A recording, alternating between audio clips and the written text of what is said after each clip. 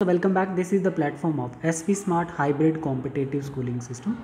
बच्चे आज हम लोग क्लास 11th का chapter number 10 cell cycle and cell division paragraph number 8 discuss करेंगे इसका, ठीक है। और एनसीईआरटी का पैराग्राफ नंबर 37, ठीक है। देखो बच्चे, हमने इससे पहले मियोसिस 1 का प्रोफेज 1 कंप्लीट किया था, ठीक है। और अब हम लोग सेल की स्टेज पे देखेंगे, मेटाफेज 1 वाली स्टेज में सेल देखेंगे, ठीक है बच्चे। इसमें देखो, जैसे हमारे पास क्या आता है, ये आ गया हमारा मेटाफेज 1। मेटाफेज 1 में क्या होता है, ऐसे प्रोफेज 1 में क्रोमोसोम ऐसे थे बच्चे, ठीक है। लास्ट स्टेज में सिर्फ सेल मेम्ब्रेन प्रेजेंट थी। और मेटाफेज 1 में क्या है, bivalent chromosome align on the equatorial plate. तो बाइवेलेंट क्रोमोसोम मतलब क्रोमोसोम के पेयर को बोला जाता है बाइवेलेंट क्रोमोसोम, ठीक है। ये क्रोमोसोम अब एक इक्वेटोरियल लाइन पे आ रहे हैं, मेटाफेजल प्लेट पे, ठीक है। आपको जस्ट रिकॉल करना है, metaphase of mitosis almost similar है चीज़ें, ठीक। The microtubule from the opposite pole, microtubule जो है ये अपोजिट पोल पे पहुंच जाएंगे ये, ठीक है। और क्या करेंगे बच्चे, spindle attach to the kinetochore. और ये माइक्रोट्यूब्यूल से जो स्पिंडल फाइबर बने होते हैं ये अटैच हो जाएंगे किसके साथ बेटा, किसके साथ अटैच हो जाएंगे, आपके काइनेटोकोर के साथ। ये रहा आपका स्ट्रक्चर। देखो जैसे हम लोग देख रहे हैं बच्चे, मेटाफेजल प्लेट पे कितनी प्लेट्स हैं बच्चे, मेटाफेजल 2 इक्वेटोरियल प्लेट्स बन गई आपकी, ठीक है। मेटाफेज 1 में 2 प्लेट्स की फॉर्मेशन हो गई है और क्रोमोसोम जो है बच्चे वो अलाइन हो गए हैं इक्वेटोरियल प्लेट पे। और ये माइक्रोट्यूब्यूल प्रोटीन्स जो है ये क्या बना रही है, स्पिंडल फाइबर। और ये स्पिंडल फाइबर किसके साथ अटैच हो रहे हैं बच्चे, काइनेटोकोर के साथ, जो सेंट्रोमियर के सरफेस पे प्रेजेंट है, ठीक है। इतना सा आपको ध्यान रखना है कि एक बाइवेलेंट जो होता है बच्चे, उसमें पेयर ऑफ क्रोमोसोम होते हैं। और अब हमारे पास यहाँ पर 2 इक्वेटोरियल प्लेट्स हैं। क्या है बच्चे, 2 इक्वेटोरियल प्लेट्स हैं। अब हम लोग यहाँ पर ये चीज़ देखे हैं, opposite pole of the spindle attach to the kinetochore of homologous chromosome. Just आप यहाँ पे देखिए, अब स्टार्ट होता है बच्चे एनाफेज। मेटाफेज 1 में आपने देखा कि क्रोमोसोम जो है वो कहाँ हैं, सेंट्रोमियर के साथ। क्रोमोसोम जो है इक्वेटोरियल प्लेट पे अलाइन हो चुके हैं और स्पिंडल फाइबर सेंट्रोमियर के साथ अटैच हो गया, बस इतना। अब एनाफेज 1 में क्या होगा, the homologous chromosome separate. Homologous chromosome जो आप यहाँ पे ऐसे देखते हैं, ये एक प्लेट ऊपर चली जाएगी और एक प्लेट नीचे आ जाएगी, ठीक है, ऐसे करके, ठीक। तो होमोलोगस क्रोमोसोम सेपरेट हो गए, ये ऊपर चले गया बच्चे और ये नीचे आ गया होमोलोगस क्रोमोसोम, ठीक। While the sister chromatid remain associated, बच्चे जो सिस्टर क्रोमेटिड हैं, ये जो सिस्टर क्रोमेटिड हैं ये रिमेन एसोसिएटेड हैं अभी, ठीक है, जुड़े हुए हैं किसके साथ, विद देयर सेंट्रोमियर, ठीक है बच्चे। ये रहा आपका। और इसमें स्पिंडल फाइबर कैसे हो जाएंगे, थोड़े शॉर्ट हो जाएंगे स्पिंडल फाइबर इसमें, ठीक है। अब एनाफेज के बाद आप लोग यहाँ पर देखोगे टेलोफेज। तो टेलोफेज 1 में क्या होता है, टेलोफेज 1 में पूरी कहानी डिफरेंट है। टेलोफेज 1 समझने वाला है बच्चे। यहाँ पर न्यूक्लियर मेम्ब्रेन जो है एंड न्यूक्लियोलस रीअपियर हो जाएंगे। आपको याद करना है कि आपके प्रोफेज 1 ऑफ मियोसिस 1 में क्या हुआ था, न्यूक्लियर मेम्ब्रेन, ठीक है, जिसको हम ट्रांजिशन टू मेटाफेज कहते हैं। एंड ऑफ प्रोफेज 1 में क्या आता है आपका, diakinesis, that is a final stage of prophase 1। इसमें क्या हुआ था बच्चे, इसमें न्यूक्लियर मेम्ब्रेन ब्रेक हो चुकी थी, डिसअपियर हो गया था न्यूक्लियोलस। अब वही चीज़ें रीअपियर हो रही हैं किसके केस में बच्चे, किसके केस में रीअपियर हो रही हैं, आपके यहाँ पर टेलोफेज में nuclear membrane nucleolus reappear, cytokinesis follow and called dyad of cell. Cytokinesis होगी, सेल डिवीजन हो जाएगा बच्चे और हमारे पास 2 सेल बन जाएंगे। आप यहाँ पे देख सकते हैं, एक में ये चले जाएगा बेटा, एक में ये चले जाएगा, एक सेल में ये पेयर जाएगा, एक सेल में ये पेयर जाएगा और हमारे पास क्या बन जाएंगे बेटा, 2 डायड बन जाएंगे, डायड सेल बन जाएंगे। ये देखो, अब न्यूक्लियर मेम्ब्रेन रिपेयर होगी, न्यूक्लियोलस आ गया, सेल मेम्ब्रेन है बच्चे, और हमारे पास 2 डायड सेल की फॉर्मेशन हो जाएगी, ठीक है। देखो अब यहाँ से आगे देखना, although in many cases the chromosome do undergo some dispersion. Dispersion का मतलब होता है slight condensation in chromosome. Dispersion तो एक वर्ड है जिसको हम बोलते हैं कंडेंसेशन, है ना। Dispersion mean डीकंडेंसेशन, right. बोल रहा है कि हालांकि बहुत सारे क्रोमोसोम में क्या देखा जाता है, डीकंडेंसेशन देखी जाती है, बट इसके केस में थोड़ी सी डीकंडेंसेशन होती है, इतनी नहीं। They do not reach the extreme extended, इतना नहीं कि पूरा खुल जाए state of interphase like nucleus, जैसे माइटोसिस की इंटरफेज में होता है। जैसे माइटोसिस की इंटरफेज में पूरा डीकंडेंस हो जाता है और दोबारा सेल साइकिल स्टार्ट हो जाता है। ठीक, तो यहाँ पर आपने ये चीज़ ध्यान रखनी है कि क्रोमोजोम जो है शो सम डिस्पर्शन, मतलब टेलोफेज 1 में क्रोमोजोम थोड़ी सी डिकंडेंसेशन शो करता है in meiosis 1 of telophase 1, not complete the lose of chromosomal visibility. पूरा क्रोमोजोम अपनी आइडेंटिटी को लूज नहीं करता है इंटरफेज की तरह। ठीक है, no visibility of chromosome in nucleus, here chromosome decondense from, that is known as chromatin. तो अगर क्रोमोजोम डीकंडेंस हो गया है, डीकंडेंस फॉर्म, तो उसको हम क्रोमेटिन कहते हैं। अब मेरा क्वेश्चन आपसे है, माइटोसिस की टेलोफेज में और मियोसिस 1 की टेलोफेज में क्या फ़र्क होता है? माइटोसिस की टेलोफेज का क्रोमोजोम का विजिबिलिटी कंप्लीट लॉस हो जाता है, बट मियोसिस 1 के टेलोफेज 1 में क्रोमोजोम की विजिबिलिटी क्या होती है? स्लाइट लॉस होती है, थोड़ी सी लॉस होती है। ठीक है, क्यों? ये कंप्लीट लॉस क्यों कर देता है? क्योंकि टेलोफेज के बाद माइटोसिस में सेल एंटर कर जाता है इंटरफेज में और दोबारा सेल साइकिल स्टार्ट हो जाता है माइटोसिस के केस में। बट मियोसिस 1 थोड़ी सी अपनी डीकंडेंसेशन शो करता है, स्लाइट। ठीक है, बट क्यों? पूरी क्यों नहीं करता है? बिकॉज आफ्टर टेलोफेज 1 मियोसिस में cell not enter the interphase, cell enter नहीं करेगा इंटरफेज में। सेल को कहाँ इंटर करना है? मियोसिस 2 में इंटर करना है। ये बात समझ आई? इसीलिए क्रोमोजोम पूरा इलोंगेट नहीं होता, पूरा खुलता नहीं है, समझ आई? इससे पहले कि मियोसिस 2 में वो कन्वर्ट हो जाए। कौन? आपका टेलोफेज 1। क्लियर है बच्चे? पढ़ो यहाँ। Although in many cases the chromosome do not undergo some dispersion, they do not reach the extreme extension, मतलब elongation state of the interphase nucleus। ठीक, देखो the stage between the two mitotic division, meiosis 1 और meiosis 2 के बीच में क्या होगा? interkinesis and generally short lived। आपको पता है कि interkinesis मैंने आपको पढ़ाया हुआ है, जिसमें क्या होता है बच्चे? किसकी डुप्लीकेशन होती है? आप बताओ, ये PYQ आ गया आपका, बताओ इसका आंसर मुझे कमेंट करके। ठीक है, किसकी डुप्लीकेशन हुई है यहाँ पर? And generally short lived. ये स्टेज जो है ये दोनों के बीच की, मियोसिस 1 और मियोसिस 2 के बीच की छोटी सी फेज़ है। There is no replication of DNA, यहाँ पर DNA रेप्लिकेशन नहीं होती है इंटरकाइनेस में। ठीक है, interkinesis is followed by prophase 2। जैसे ही इंटरकाइनेसिस खत्म होती है तो स्टार्ट हो जाएगा बच्चे प्रोफेज 2, मतलब मियोसिस 2 की बात कर रहा है। बोल रहा है कि prophase 2 is much simpler prophase. ये कैसा है बच्चे? सिंपलर प्रोफेज है देन प्रोफेज 1। प्रोफेज 1 के कंपैरिजन में प्रोफेज 2 ज़्यादा सिंपलर है, क्योंकि इसमें कोई स्टेजेस डिवाइड नहीं होती हैं जैसे प्रोफेज 1 में की गई हैं। ठीक है बेटा? ठीक है, ये चीज़ें मैंने आपको यहाँ तक समझा ली हैं। अब बताओ, जैसे हमारा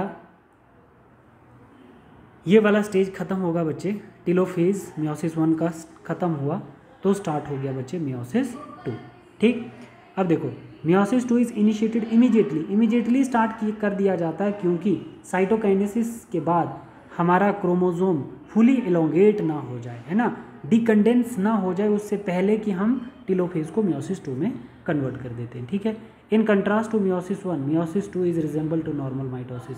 मियोसिस 1 के रिस्पेक्ट में अगर मियोसिस 2 को देखा जाए तो ये नॉर्मल माइटोसिस से मैच करती है ना, क्योंकि मैंने आपको वो बताया है न्यूक्लियर मेम्ब्रेन डिसअपियर हो जाती है प्रोफेज 2 में by the end of prophase 2। ठीक, the chromosome again become compact. तो क्रोमोजोम कैसा हो जाएगा बच्चे? कम्पैक्ट हो जाएगा। ठीक, before the chromosome fully elongated, मतलब डिकंडेंस हो क्रोमोजोम, क्रोमेटिड में चेंज हो, उससे पहले ही टेलोफेज वाला सेल जो है वो मियोसिस 2 मतलब प्रोफेजिस 2 में एंटर कर जाता है। तो meiosis 2 is resemble with normal mitosis. तो इनके करैक्टर बताओ, मियोसिस 2 और माइटोसिस में क्या फ़र्क होता है? मतलब इनमें क्या सिमिलरिटीज़ हैं? No change in chromosome number. Mitosis और मियोसिस 2 में क्या सिमिलरिटी है? दोनों में क्रोमोजोम नंबर चेंज नहीं होता है, और मियोसिस 2 में सेंट्रोमियर स्प्लिट होता है जैसे माइटोसिस में होता है। सेम, ये दो सिमिलरिटीज़ आपके मियोसिस 2 और माइटोसिस की हैं। ठीक है बच्चे, अब देखो, अब हमने बोला कि प्रोफेज में क्या हो गया बेटा? न्यूक्लियर मेम्ब्रेन डिसइंटीग्रेट हो गया, न्यूक्लियोलस डिसइंटीग्रेट हो गया, तो अब आपको सिर्फ सेल मेम्ब्रेन दिखेगी, न्यूक्लियर मेम्ब्रेन नहीं दिखेगी, है ना, क्योंकि डिसइंटीग्रेट हो गया end of prophase 2। Nuclear membrane nucleolus disappear by the end of prophase 2 and again chromosome condensed. अब आपको ऐसे दो क्रोमोजोम एक सेल में दिखेंगे। अब ये सेल किस में एंटर कर जाता है बच्चे? मियोसिस 2 में एंटर करेगा। किस में? एंटर मियोसिस 2 ऑफ मेटाफेज 2 में। प्रोफेज 2 में किया था पहले, मियोसिस 2 की प्रोफेज 2 में, अब मियोसिस 2 की मेटाफेज 2 में एंटर करेगा सेल। अब इधर एक चीज़ ध्यान रखना बच्चे, पेरेंट सेल मियोसिस पढ़ रहे ना, पेरेंट सेल के G1 में नंबर ऑफ क्रोमोसोम 4 होंगे और DNA अमाउंट 2C। S में, G2 में, प्रोफेज 1, मेटाफेज 1, एनाफेज 1, ये सारी चीज़ें आप देखो बच्चे, ठीक है। और टेलोफेज 1 में मियोसिस 1 कंप्लीट हो गई, ठीक है, जिसमें नंबर ऑफ क्रोमोसोम कितने हैं, 2 हैं। अभी नंबर ऑफ क्रोमोसोम कितने बच्चे, 2, ठीक है। सेल में कितने क्रोमोसोम हैं, टेलोफेज में नंबर ऑफ क्रोमोसोम बताओ कितने हैं बच्चे, ये है हमारा, ये है टेलोफेज। टेलोफेज में नंबर ऑफ क्रोमोसोम कितने हैं, 2 हैं। कितने हैं, 2 है बच्चे। तो यही चीज़ यहाँ पे मैं बता रहा हूँ आपको। देखो टेलोफेज 1 में मियोसिस 1 कंप्लीट होती है जिसमें नंबर ऑफ क्रोमोसोम 2 है और क्रोमेटिड कितने हैं, 2C है। अच्छा, प्रोफेज 2 में नंबर ऑफ क्रोमोसोम 2 ही रहेंगे बच्चे, ठीक है, 2 रहेंगे और अमाउंट DNA का 2C रहेगा। मेटाफेज 2 में, अब हम मेटाफेज 2 में एंटर कर रहे हैं तो क्रोमोसोम नंबर कितने होंगे सेल में, 2, और DNA कंटेंट कितना होगा, 2C होगा बच्चे। देखो अब जैसे हम मेटाफेज में एंटर किए हैं, metaphase 2, at this stage chromosome align at the equator. बिल्कुल आप याद करो बच्चे मियोसिस 1 की मेटाफेज, क्योंकि यहाँ पर अब एक प्लेट इधर आ जाएगी बच्चे। देखो ये जो अलाइन क्रोमोसोम थे ये इक्वेटोरियल प्लेट पे अलाइन हो जाते हैं। ये क्रोमोसोम जो प्रोफेज में थे ये अब इक्वेटोरियल प्लेट पे आके अलाइन हो गए। यहाँ पर एक इक्वेटोरियल प्लेट है, chromosome align at the metaphasal plate. Microtubule from opposite pole, ये माइक्रोट्यूब्यूल जो है अपोजिट पोल पे पहुँच जाएंगे जिनको हम सेंट्रोसोम कहते हैं। Spindle get attach to the kinetochore, ये स्पिंडल जो है ये काइनेटोकोर के साथ अटैच हो जाएंगे ऑफ द सिस्टर क्रोमेटिड, ठीक है। तो ये ऐसा क्रोमोसोम अलाइन हो गया बच्चे मेटाफेजल प्लेट पे, ठीक। तो cell enter to anaphase 2 of meiosis 2, है ना। तो एनाफेज 2 में क्या होगा, कुछ नहीं। एनाफेज 2 में देखो ज़रा, एनाफेज 2 में, अब एनाफेज 2 में ये एक ऊपर प्लेट चलेगी, प्लेट का हाफ हाफ हो जाएगा, सेंट्रोमियर से प्लेट हो जाएगा ना बच्चे। देखो यहाँ पे ये मेटाफेज 2 था, एनाफेज 2 में क्या हुआ, क्रोमोसोम ऐसा था, क्रोमोसोम ऐसा था इक्वेटोरियल प्लेट पे बेटा, ऐसा था। अब इसका आधा ऊपर चले गया, आधा नीचे आ गया, इसका आधा ऊपर आधा नीचे, ऐसे करके देखो ये वाला। एनाफेज 2 में ये सेंट्रोमियर है, ये सेंट्रोमियर है, आधा इधर आ गया, आधा इधर आ गया, आधा इधर, आधा इधर, ठीक है। तो क्या हो गए, क्रोमोसोम स्प्लिट होकर अपोजिट पोल पे चलेगी, क्रोमोसोम का सेंट्रोमियर स्प्लिट होकर अपोजिट पोल पे चले गया एनाफेज 2 में, ठीक है। तो अब क्या होगा बच्चे, एनाफेज 2 में, एनाफेज 2 में ये देखो ये दोनों सेल जो हैं ऐसे बन गए, ये दोनों सेल जो हैं इनका अपोजिट पोल पे चले गए, क्रोमोसोम सेंट्रोमियर स्प्लिट होकर अपोजिट पोल पे चले गए। अब न्यूक्लियर मेम्ब्रेन तो नहीं है, तो एनाफेज 2 कंप्लीट हो जाएगी। देखो कैसे, एनाफेज 2 में it is begin the simultaneously splitting of centromere of each chromosome, chromosome का सेंट्रोमियर स्प्लिट होगा which was holding the sister chromatid, ठीक है। और वो जो सेंट्रोमियर है वो होल्ड कर रहे हैं सिस्टर क्रोमेटिड को, allowing them to move toward the opposite pole, chromosome move कर जाएंगे opposite pole of the cell.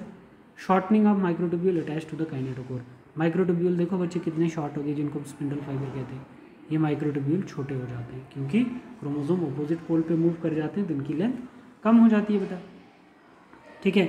ये देखो एनाफेज, ये एनाफेज है बच्चे। अब एनाफेज के बाद सेल एंटर कर जाएगा बच्चे किस में, टेलोफेज 2 में।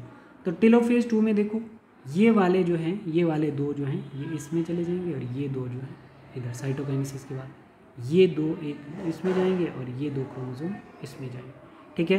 तो अब हम बोल सकते हैं बच्चे कि एनाफेज 2 में, एनाफेज 2 में क्रोमोसोम कितने, 4, कितने हैं, 4। एनाफेज 2 में क्रोमोसोम कितने बच्चे, 4, ठीक है बेटा, ठीक है। और अब आप मुझे बताओगे, अब आप मुझे बताओ DNA कंटेंट कितना होगा, 2C या 4C, ये भी ऑप्शन कमेंट में बताओगे। DNA अमाउंट कितना होगा एनाफेज 2 में, DNA अमाउंट कितना होगा, 2C या 4C। क्रोमोसोम 4 हैं ये पता चल गया, 1 2 3 4, सेल में 4 क्रोमोसोम है तो DNA अमाउंट कितना होगा, ठीक है बेटा। तो अब हम बोल सकते हैं कि ये एंटर करेगा जब टेलोफेज में तो ये बन जाएंगे हमारे ये डॉटर सेल बनेंगे, और सारे डॉटर सेल कैसे हैं बच्चे, हैप्लॉइड है, ठीक है। इससे ये बना, इससे ये बना, इससे ये बना और इससे ये बना, और सबके पास कैसा 1C आएगा, क्योंकि अगर ये इधर 2C होगा तो इधर 1C बनेगा, ठीक।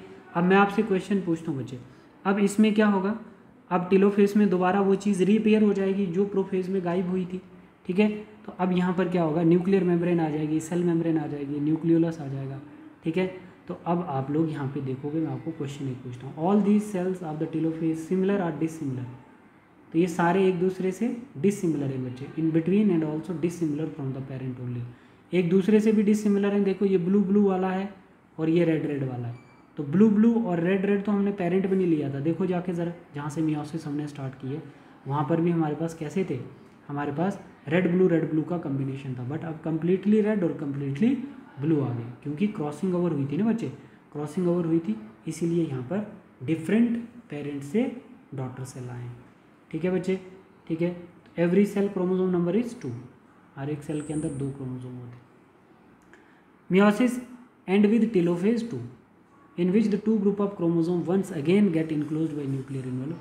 Cytokinesis follow resulting in the formation of tetrad of cell. कितने सेल बन गए, 4 सेल बन, 4 हैप्लॉइड डॉटर सेल, कितने 4 हैप्लॉइड डॉटर सेल, मतलब जो टेट्राड है उसको हम 4 हैप्लॉइड डॉटर सेल भी बोल सकते हैं। मियोसिस 1 जो कंप्लीट है, पेरेंट सेल में 2 क्रोमोसोम थे, एक क्रोमोसोम में 2 क्रोमेटिड थे, और मियोसिस 2 में पेरेंट सेल में 2 क्रोमोसोम है जिसमें एक क्रोमोसोम में 1 क्रोमेटिड है।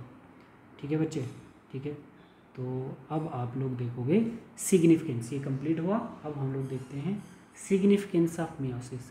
सिग्निफिकेंस ऑफ मियोसिस क्या है बच्चे, सबसे सिंपल है कि meiosis is the mechanism by which conservation of specific chromosome number, specific chromosome number conserve करना, each species achieved across generation in sexually reproducing organism. ठीक है, even though the process were paradoxically result in the reduction of chromosome number by half. ठीक है, paradoxically का मतलब होता है कि स्टेटमेंट तो ठीक है बट इमेजिनेशन गलत होती है।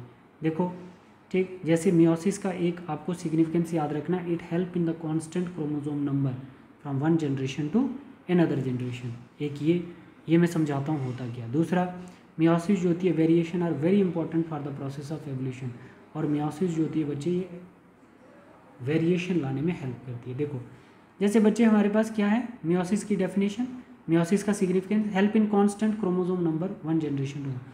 बेटा जैसे पेरेंट में 46 मेल और फीमेल में आ गए, और इसने 23 बनाए, इसने 23 गैमेट बनाया ना बच्चे, मियोसिस हुई तो ही तभी जाके ऑफस्प्रिंग में 46 आएंगे। तो एक जनरेशन में 46 थे, दूसरी जनरेशन में भी तो 46 हैं। ठीक है बच्चे, तो अगर ये 23 नहीं होते, मियोसिस नहीं होती, तो फिर 92 क्रोमोसोम होते ऑफस्प्रिंग में, वो तो फिर एबनॉर्मलिटी आ जाती। तो इसीलिए बोला जाता है कि मियोसिस जो होती है वो हेल्प करती है constant chromosome number one generation to another. तो बच्चे सोचते हैं कांस्टेंट नहीं रखती है, वो रिडक्शन करती है, तो बच्चे गलत टिक करके आते हैं। नहीं, मियोसिस कांस्टेंट करके रखती है जनरेशन टू जनरेशन। ठीक है, this is all about your chapter 10th। ठीक है बच्चे, तो अब मैं आपसे एक उम्मीद करूँगा कि आपको मतलब कितना क्लियर हुआ है बच्चे चैप्टर, है ना, पूरा समझ में आ गया है, तो आप तब भी कमेंट करेंगे बेटा। ठीक है, अब आपसे एक ऑनेस्ट रिव्यू तो चाहिए ही चाहिए। अगर आपको कंप्लीट समझ आया तो भी आप बताओगे क्लियर हो गया सर, क्रिस्टल क्लियर जो लिखना है, और या आपको नहीं समझ आया तो भी आपने मतलब कुछ बोल के ही जाना है। लास्ट वीडियो है, इसमें अच्छे से आपको बताना ही है। ख़राब बोलना है ख़राब ही बोलो, अच्छा बोलना अच्छा बोलो, आप पे डिपेंड करता है, बट बोलना ज़रूर है। कोई ऐसा बच्चा नहीं है जो कमेंट नहीं करेगा। ठीक है बेटा, thank you, God bless you all.